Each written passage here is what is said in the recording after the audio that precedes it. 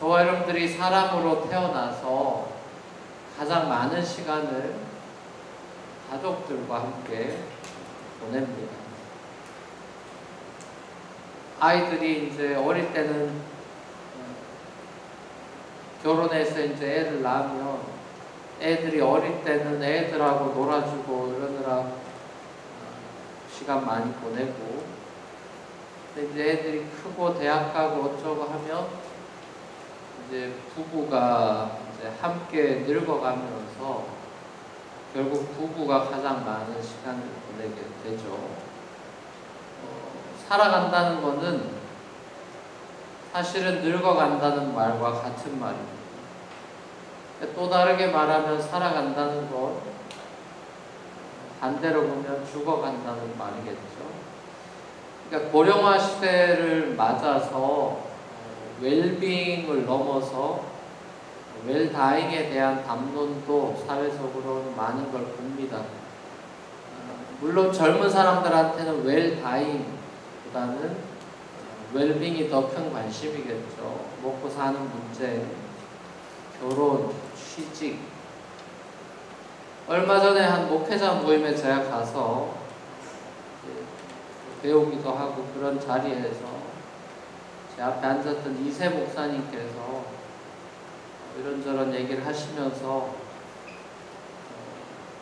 제가 하는 목회, 맨하튼 목회가 행복하냐고 이렇게 물으셔서 제가 뭐라고 대답했겠습니까?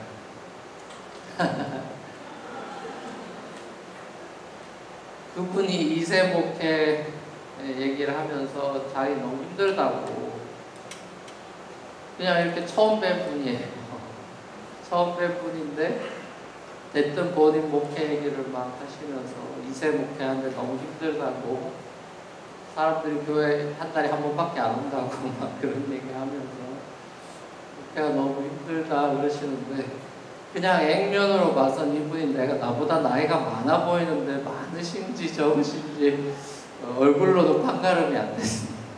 근데 아무튼 영어로 이렇게 막 자기 이제 얘기를 하시고, 그러고 나서 저한테 목사님은 그 맨하튼 목회가 행복하냐고 이렇게 결론적으로 엉뚱하게 물으셔서, 저 뭐 행복하고 너무 좋아요 이렇게 말하기가 뭐 좀 그래서 또 뭐라고 해야 되나, 순간적으로 지나가면서 말하기가 애매해서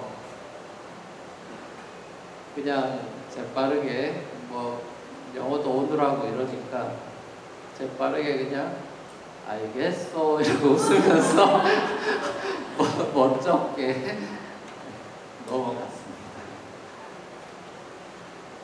한 50대 목사님이, 코스타에서 뵀던 목사님이 이제 자주 뉴욕에 와서 이렇게 밥도 먹고 이러면서 그분이 저한테 해줬던 얘기도 있습니다. 본인이 이제 전 세계를 돌아다니면서 수많은 한국, 미국, 다른 나라 목사님들, 다양한 인종의 목사님들을 만나면서 본인이 깨달은 게 있다 이러면서 해주시는 말씀은, 큰 교회 목사님이냐, 작은 교회 목사님이냐, 유명하게 알려진 목사님이냐 아니냐, 이런 것보다 제일 자기가 보기 좋았던 목사님은 행복해 보이는 목사님이었다 이런 얘기를 저한테 해주시면서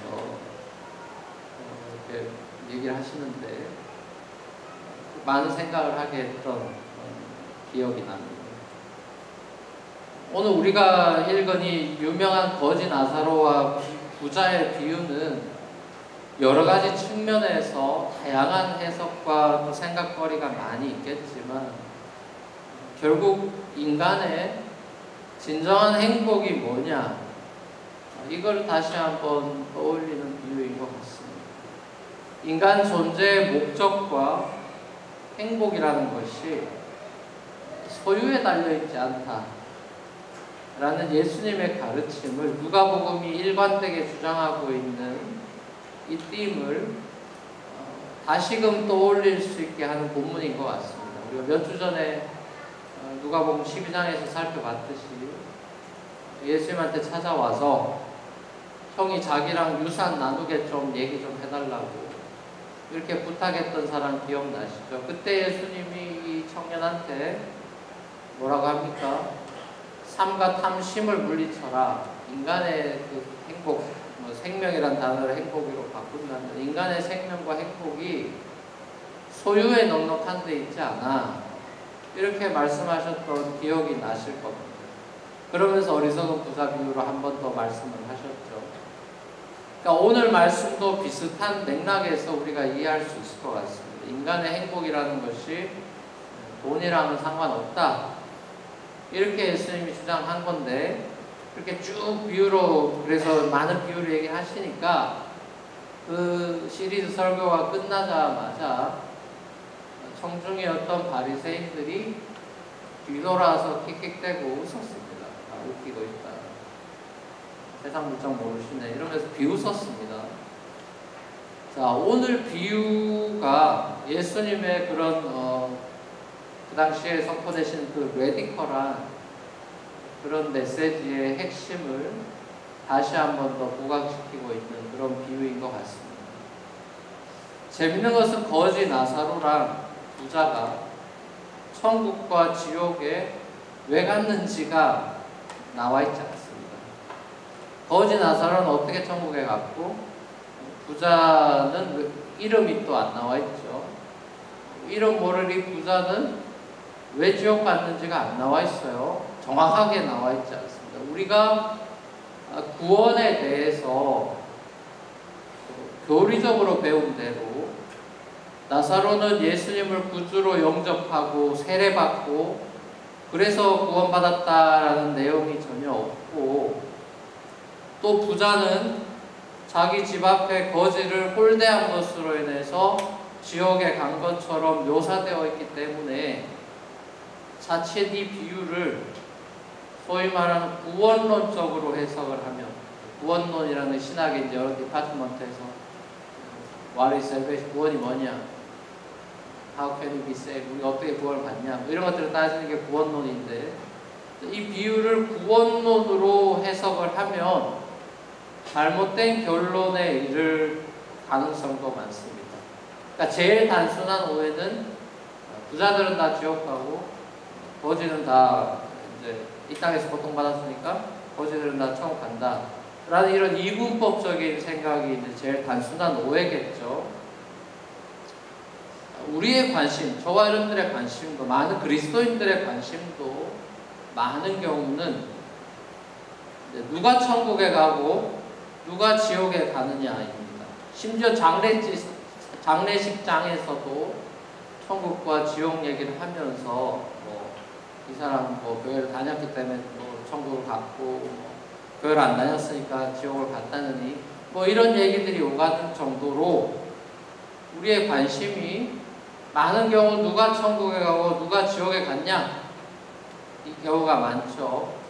그래서 구원 문제만 나오면 맨날 이순신 장군 천국 갔냐고 묻는 것입니다.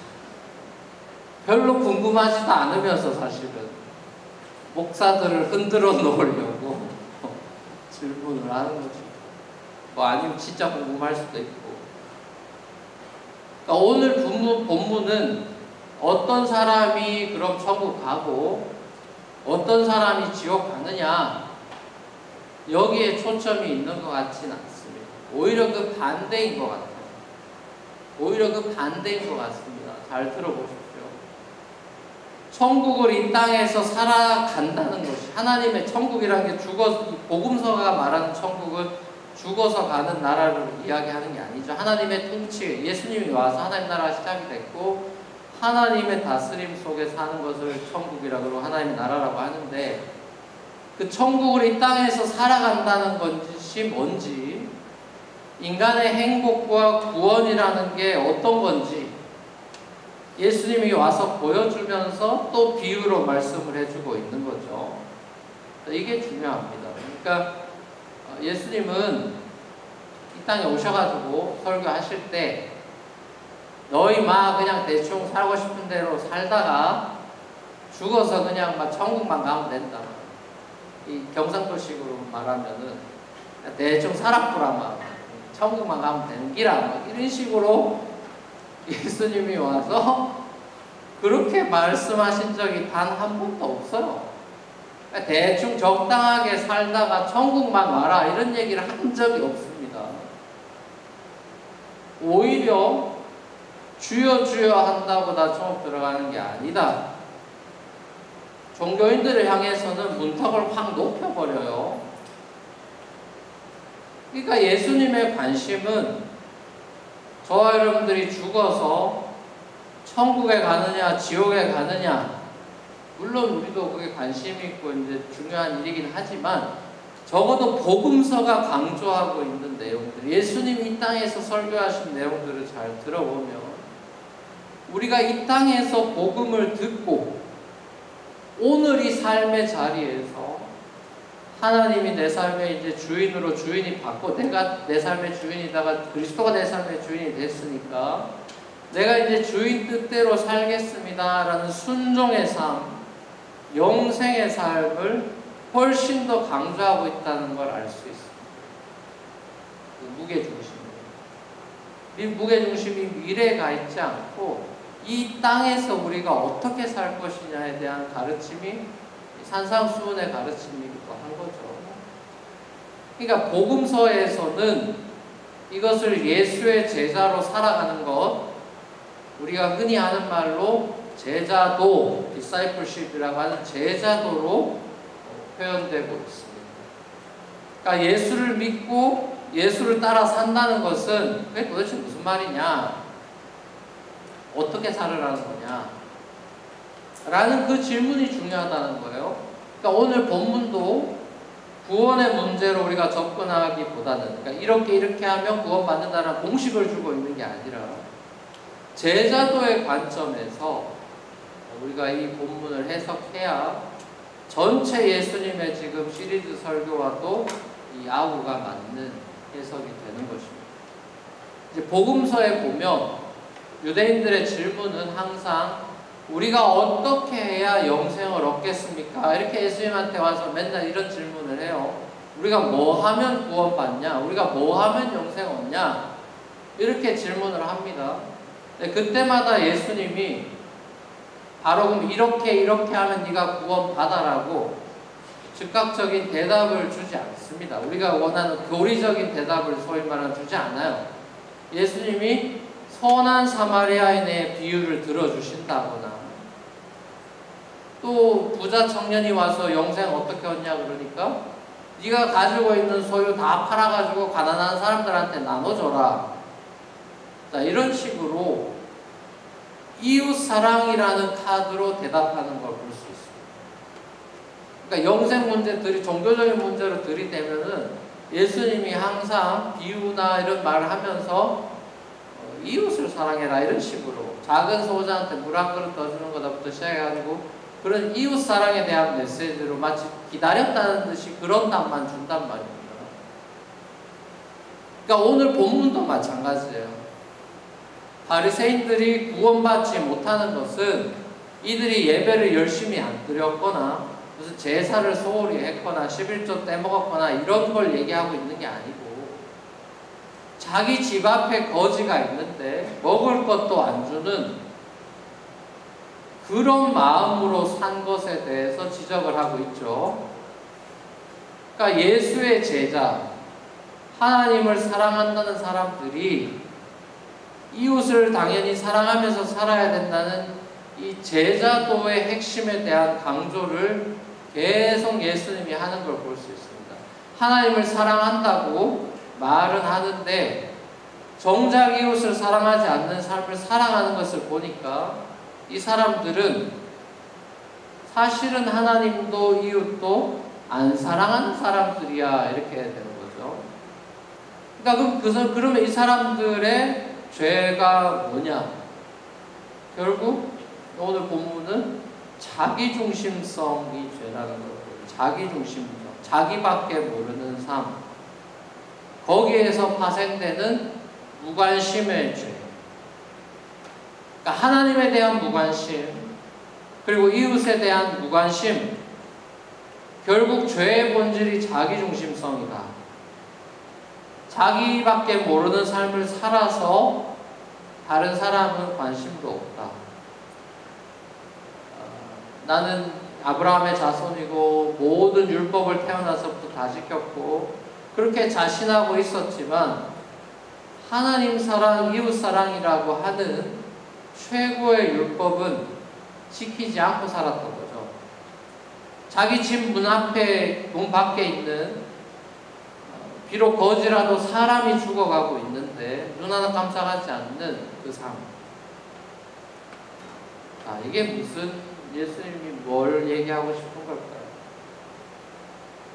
우리는 저나 여러분들이나 많은 경우는 구원에 대한 이야기를 할 때 어떻게 종교는 다 구원에 대한 얘기를 하죠. 불교도 구원 얘기하고 이슬람이 모든 종교는 구원이 아주 큰 토픽인데 우리가 기독교에서 구원에 대한 얘기를 할 때 제일 많이 듣는 얘기는 예수만 믿으면 무조건 천국 간다. 뭐가 됐든 예수만 믿으면 천국 간다.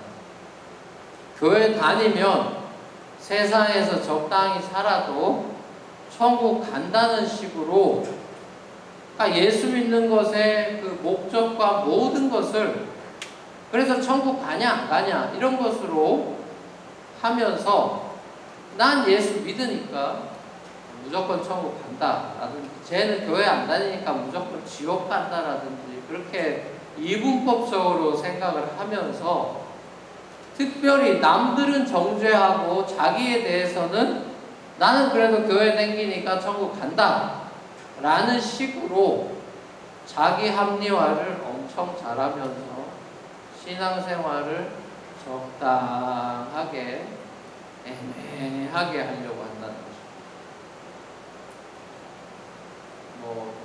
예수님처럼 익스트림한 예를 만약에 든다면 토요일은 밤이 좋아라고 외치면서 토요일 밤은 불토를 보내고 클럽에서 몸을 풀고 다음날 이제 아침이면 해장국 케이타운에서 해장국 먹고 오후에 이제 교회로 또 발걸음을 해서 약간의 죄책감이 있지만 그래도 축도 끝날 무렵에 와서 축도 받고 순회 가서 또 나누고 그렇게 습관이 돼서 한두 번이 아니라 쭉 그런 게 만약에 습관이 되다 보면은 사람이 어떻게 됩니까? 무감각해지죠. 죄는 처음에나 찔끔하지 계속 지으면 무감각해지죠. 그래서 무감각해져가지고 자기가 잘못된 삶인지도 모르고 그런 삶을 막 지속하기도 하죠. 그런 청년들의 이슈만이 아니라 심지어 무슨 신앙생활 40년, 50년 한 종교 지도자의 위치에 있는 그런 목사님들도 뉴스에 나오는 거나 PD 수첩이니 뭐니 나오는 거 정말 상상할 수 없는 그 드라마 같은 일들이 많이 펼쳐지죠. 그런 거 보면 이단도 정말 많고 무슨 감옥 가는 교주들 천지고 그런데 그런 거 하면서 설교를 한단 말입니다. 그런 누가 봐도 이건 아니다 싶은 그런 못된 행동들을 하면서 성추행이니 무슨 간음이니 뭐니 입에 담기도 부끄러운 그런 행동을 하면서 몇 년 동안 강단에서 설교를 하고 그러면서도 자기는 교회 다니고 목사고 무슨 예배 인도하니까 자기는 구원 받았다고 지금 내가 오늘 죽어도 천국 간다고 확신하는 그런 자기 합리화의 그 확신은 도대체 어디서 나온 거죠? 예수님이 그렇게 얘기한 적이 없다니까요. 그냥 너희가 막 살든지 뭐가 됐든지 간에 나만 믿으면 구원 받는다고 예수님이 얘기한 적이 없다고. 예수님이 오늘 비유를 통해서도 그 얘기하고 있는 것입니다. 누가복음의 전체 주제이기도 한 이 회개, 마음과 삶의 변화 없이 회개 없이 스스로 구원을 확신한다고 해서 천국이 보장되어 있지 않다. 오늘 본문의 부자는 아브라함도 알고 종교인입니다. 이 땅에서의 삶 동안에 스스로 행복하게 나름대로 잘 살고 떵떵거리면서 살았는데 죽음 이후의 삶이 고통과 비참함이죠. 죽은 뒤에 뒤늦게 이제 자신의 삶을 막 후회하면서 자기 동생 브라더 5명들, 자기 가족들 여기 고통받는 곳에 안 오게 하려면 나사로 요좀 보내가지고 저 밑에 있는 애들 정신 차리게 좀 해달라고 보내달라고 부탁하죠. 자, 그랬더니 아브라함의 대답이 뭐라 그럽니까? 땅에는 모세랑 선지자들 천지다. 그 당시에 모세와 선지자가 있다는 소리는 성경이 있고 하나님의 예언자들이 메시지를 주고 있다, 그런 얘기인데, 요즘식으로 얘기하면 세계 곳곳에 교회와 복음 사역자들이 복음을 전하고 있으니까 죽은 사람이 부활해가지고 직접 방문 안 해도 믿을 사람은 믿고 안 믿을 사람은 안 믿는다. 아브라함이 딱 잘라 말합니다. 개인의 선택을 존중하겠다는 예수님의 의지의 표현이기도 한 것이죠. 귀 있는 자는 들을지어다 인 거죠. 인간에게 자유의지라는 걸 주신 하나님의 겸손과 신비를 볼 수 있습니다. 자, 하나님이 베드로 사도가 베드로후서 3장에서 기록하고 있듯이 이 땅에 단 한 사람도 망하고 심판받게 되기를 원하시지 않죠. 길이 참으시고 구원의 기회를 그 한 사람이 죽을 때까지 계속해서 주시죠. 수많은 전도자들을 붙여주시고 복음을 들을 수 있게끔 하십니다. 선교사를 그래서 파송하는 거고 교회를 세우는 거고 복음을 알리려고 그렇게 노력을 하고 있죠. 수많은 사람들의 그 보이스를 듣게 하죠. 스스로 죄인임을 깨닫고 회개하는 사람이 하나님께 무릎 꿇고 자신이 자기 인생의 주인이 아니라 주님께서 창조주요 자기 삶의 구원자요 주인이라는 걸 고백하게 만듭니다. 그래서 이 땅에서 주인의 뜻대로 살아가려고 노력하는 사람으로 만들죠. 그러니까 결국 누가는 이 구원이라는 주제를 회개랑 계속해서, 여기 우리 다음 주에 보게 될 삭개오도 마찬가지고 이 회심과 계속해서 연결시키고 있는 걸 봅니다. 그러니까 복음을 받아들인다는 것은 자신의 죄인됨을 알고 회개하고 주님께 자신의 인생의 전부를 주도권을 내어드리겠다는 의지적인 표현이죠. 하나님께서 자기에게 진정한 행복을 주시기를 원하시고 참된 자유를 주시기를 원하시는 선하신 분이라는 걸 믿기 때문에 다 서렌더를 할 수 있는, 못 믿으면 서렌더를 못하는 거죠. 하나님이 인간을 위해서 에덴을 만든 것으로 성경을 시작합니다. 에덴은 기쁨이란 뜻이고 말 그대로 천국의 모형이죠. 하나님이 인간을 위해서 에덴을 만들었어요. 천국을 만드신 분이지 하나님이 천지를 만들고 지옥을 처음부터 인간을 위해 만든 분이 아닙니다. 성경 그렇게 시작하고 있지 않아요. 하나님이 사람들을 지옥 보내려고 그걸 기뻐하는 분이 절대로 아니죠. 하나님을 떠나서 스스로 지옥을 만들고 지옥을 선택하는 인간들을 위해서 오히려 당신의 아들 예수 그리스도를 이 땅에 보내셔서 인간들을 다시 거기서 꺼내주는, 구원하는 것이 하나님의 마음입니다. 이것이 하나님의 은혜죠. 하나님께는 인간을 구원할 책임이 전혀 없어요. 하나님이 인간을 떠나거나 버린 적이 없고 인간이 하나님을 떠나고 버린 것이죠. 그럼에도 불구하고 여러분이 만약에 남녀 사귀다 엄청 사랑하게 사귀다가 완전히 이 사람이 고무신을 거꾸로 신거나 뭐 군화를 거꾸로 신고 아무튼 이 사람이 나를 버리고 떠났어요. 나 너 이제 싫고 저게 더 좋다. 그럼 여러분 버림받았습니다. 자, 그러면 여러분 어떻게 하겠어요? 상처 엄청 받고 내가 다시는 너 같은 인간 쳐다도 안 보고 원수 삼고 슬피 울며 이를 갈 겁니다. 다시 잘해볼 생각 안 할 거예요. 하나님이 그런 시련을 당했는데 그럼에도 불구하고 우리가 하나님 싫다 그러고 도망쳤을 때, 여전히 죄인 됐을 때 하나님이 우리가 자기 발로 돌아와서 막 잘못했다 그러고 그러기도 전에 미리 용서하기로 선택하시고 자기 아들을 이 땅에 속죄제물, 용서의 제물로까지 보내셨죠. 우리의 행복을 위해서, 우리 살려주려고 예수님께서 자신의 목숨까지도 바치셨습니다. 허물과 죄로 죽었던 저와 여러분들을 그리스도 안에서 다시 살려내셨고 새로운 삶의 가치와 목적을 주셨습니다. 그게 이제 구약적으로 표현한다면 가나안이겠죠. 출애굽 시켜가지고 가나안 보내는 거예요. 그래서 하나님의 은혜로 구원받고 이제 우리가 살아도 주를 위해서, 죽어도 주를 위해서 죽는 그리스도와 연합한 사람이 됐죠. 그리스도와 결혼한 사람이 됐습니다. 그러니까 그리스도와 결혼한 그리스도의 사람이 되었다는 것은 그리스도가 내 삶의 주인이고 내 신랑이 돼서 그 주님의 뜻을 따르면서 주님이 하셨던 말과 행동들을 나도 따라가면서 살아가겠다. 특별히 예수님의 그 하나님 사랑과 이웃 사랑을 실천하겠다. 이게 이제 그리스도의 사람이 되겠다는 거죠. 자, 그래서 예수님이 오늘 비유 전에 이 사랑에 관한, 영혼 구원에 관한 비유들을 계속해서 얘기하신 것입니다. 오늘 비유 전에 나오는 4가지 비유가 뭡니까?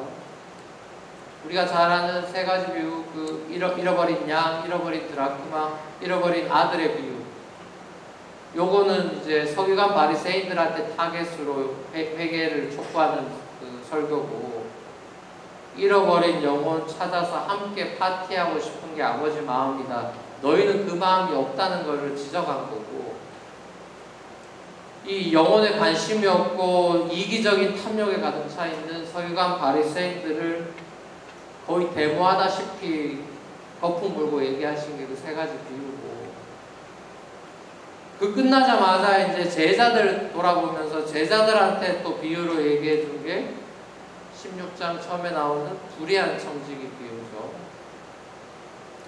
그러니까 15장의 서기관들을 대상으로 했, 바리새인들 대상으로 했던 잃어버린 3가지 비유랑 연속적으로 나온 제자들한테 했던 불의한 청지기 비유가 총 4가지 비유로 다다다다 설교하시고 나서 이제 오늘 본문에까지 온 건데, 결국 이 비유 설교의 핵심은 세상의 부를 쫓지 말고 돈 가지고 사람 살리는 데 써라. 불의한 청지기 비유의 핵심이 불의한 재물로 친구를 사겨라. 이게 전체 이 누가복음이 4가지 비유, 오늘 비유까지 하면 5가지 비유의 핵심 메시지. 그러니까 하나님의 최대 관심이 뭐냐? 하나님이 왜 이 땅을 줬고, 왜 예수 보냈고, 왜 새하늘과 새 땅 만들려고 하고, 하나님의 이 프로그램의 핵심이 뭐냐? 라고 했을 때 결국 사람들을 살려내고 사람들을 행복하게 해주는 거예요. 그게 하나님의 계획입니다. 그래서 하나님은 사람들이 이 땅에서 하루를 살아도, 예수님처럼 33살밖에 못 살아도 아이고 33살에 빨리 죽었으니까 불쌍하다, 예수님 보고 불쌍하다는 사람이 누가 있습니까? 뭐 60에 죽으면 불쌍하고 뭐 90에 죽으면 뭐 행복한 겁니까? 사람이 하루를 살아도 하나님 안에서 기쁨과 감사로 살게 하시려는 것입니다. 복음을 들었던 1세기 초대교회 많은 성도, 거의 50% 가까이의 성도들은 자유가 없는 종이었어요. 자기 시간이 없는 종이었습니다. 주인이 물 떠오라 그러면 물 떠와야 되고, 말 가져오라 그러면 말 가져와야 되고, 인권이 없습니다. 예수 믿었는데 인권이 없어요. 자유가 없어요. 예수 믿었으니까 이제 자유인이 돼가지고 주인 노릇하고 무슨 그 집에서 나와가지고 이제 자유롭게 나오면 어떻게 찾아가서 죽이죠. 그러니까 예수 믿어도 달라진 게 없어요, 삶의 형편이. 그래도 이 양반들 모여가지고 예수님 찬양하며 초대교회 모여서 찬양하고 예배드리고, 종으로 살아도 행복해했어요. 가난하게 살아도 행복하고, 그런 은혜를 받았습니다. 우리가 가볍게 그냥 찬양으로 흥얼거리는 초막이나 궁궐이나 내 주 예수 모신 곳이 그 어디나 하늘나라, 이거는 궁궐 사는 사람이 할 수 있는 찬양이 아니고 초막에 살아본 사람이 할 수 있는 찬양이죠. 가난한 자 같으나 부요하고, 무명한 자 같으나 유명하고, 근심하는 자 같으나 모든 것을 가진 자라고, 그래 대본 사람이 고백하는 사도 바울 같은 사람이 있는 거죠.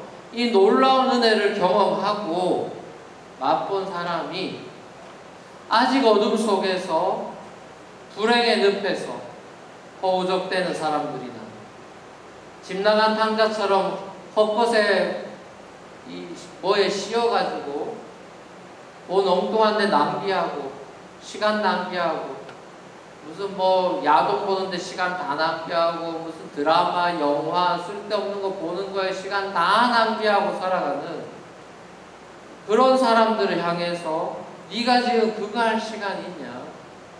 지금 나는 집 나간 탕자 지금 어떻게 하면 데려올까 이거 고민하고 있는데, 너는 지금 어떻게 하면 나를 더 행복하게 할까 그 생각하고 있는데, 이게 너랑 나랑 생각이 이렇게 다르냐? 네 동생 죽어가는데 밥이 넘어가냐?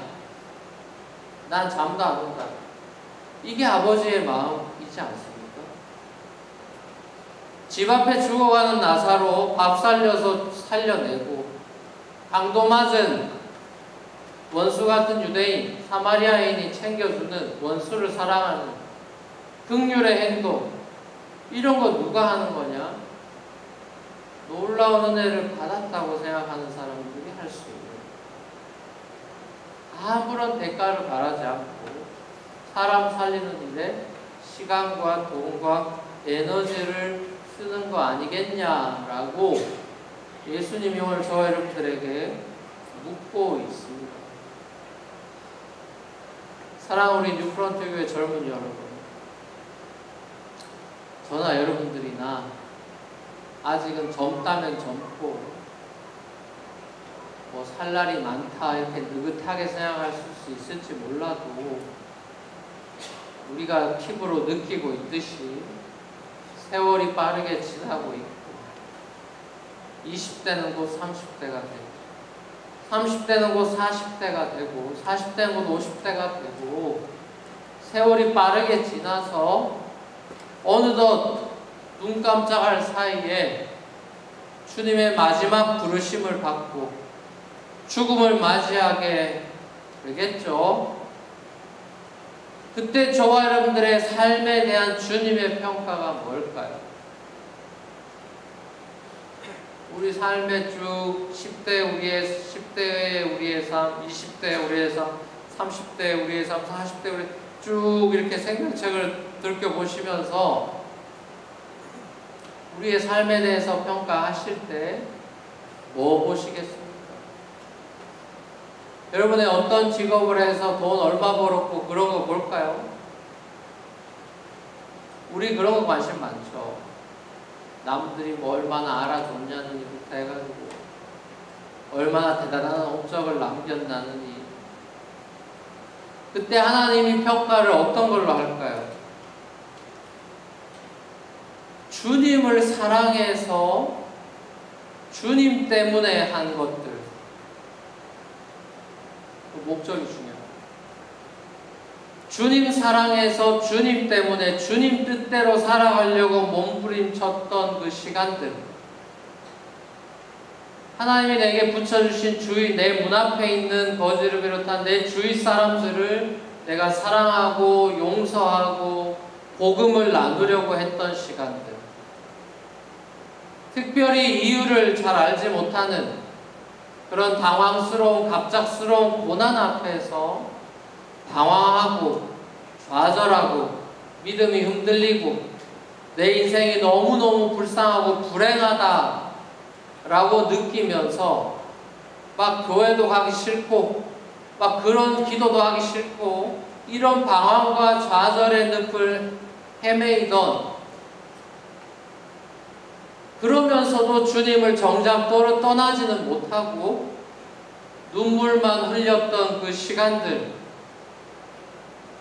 뒤돌아보니까 결국 이런 나의 인생의 여정 중에 내가 주님을 막 붙잡고 있었던 게 아니라 주님의 의로운 손이 나를 항상 붙들고 인도하고 계셨고, 나의 인생의 동반자, 보이지 않게 내 길을 같이 걸어와 주셨다라는 사실을 그때쯤 되면 깨달을 겁니다. 그때쯤 되면 저와 여러분들이 극심한 몸의 고통으로 투병을 마치고 주님의 마지막 부르심을 앞두었던 고 천상병 시인이 내 삶은 아름다운 소풍이었다라고 고백했던 그런 고백이 우리에게도 나오게 될 것이고, 어느 하루도 눈이 부시지 않은 날이 없었다라는 눈이 부시게 그 마지막 대사처럼 주님과 함께 울고 웃었던 이 땅의 삶 하루하루 눈이 부셨습니다 라고 말할 수 있지 않을까 기대해 봅니다. 대단하지 않은 하루가 지나고 또 별거 아닌 하루가 온다 해도 인생은 살 가치가 있습니다. 후회만 가득한 그 과거와 불안하기만 한 미래 때문에 지금을 망치지 마세요. 오늘을 살아가세요. 눈이 부시게. 이게 그 드라마의 마지막 엔딩인데, 어쩌면 우리 삶을 인도하시는 성령님께서 저와 여러분들에게 꼭 들려주고 싶은 이야기가 아닐까 싶습니다. 후회만 가득한 과거와 불안하기만 한 미래 때문에 지금을 망치지 마세요. 오늘을 살아가세요. 사랑하는 여러분, 주님 은혜 안에서 평범한 하루를 그다지 딱히 새로울 것 없는 내일 월요일을 눈부시게 살아가시고, 더 눈부신 새하늘과 새 땅에서 영광스러운 부활의 몸을 입고 살아갈 날을 소망하면서 주님이 사랑하시는 잃어버린 한 영혼을 사랑하는 그리스도의 참 제자로 살아가는 저와 여러분들 되시기를 주 예수 그리스도를 간절히 축원합니다.